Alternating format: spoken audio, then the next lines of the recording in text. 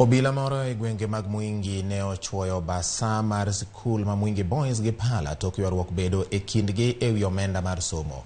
Kaluwore kod OCPD ma Mwingi Central Peter Mutuma, achijno moyang ni gi nying mar Haji Boru ne odhi e skund sekondar ma Mwingi Boys kama nyathine some ma okwayo mondo mi oduokne pesa moko mane ochul mang'eny kokalo kuom CDF.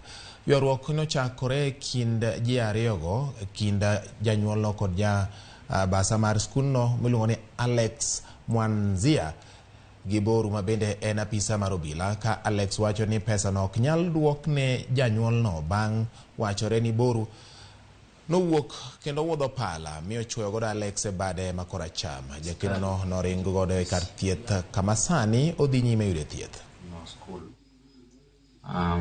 Kijana wake alifanya last year form 4. Alikuwa analipiwa pesa na through bursary fund.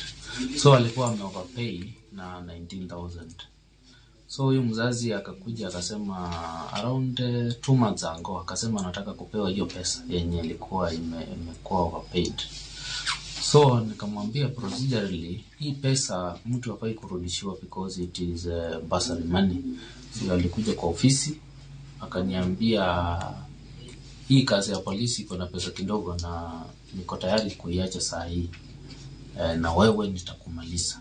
So ikawa nayo alikuwa na kisu. So nilipomkaribia alikuwa ametoa kisu tayari, ndio akanidunga hapa kisu ya kwanza. Hiyo hatuwezi ita kitu kingine isipokuwa attempted murder. Ile tungeomba ni sheria ichukuliwe na huyo mtu apelekwe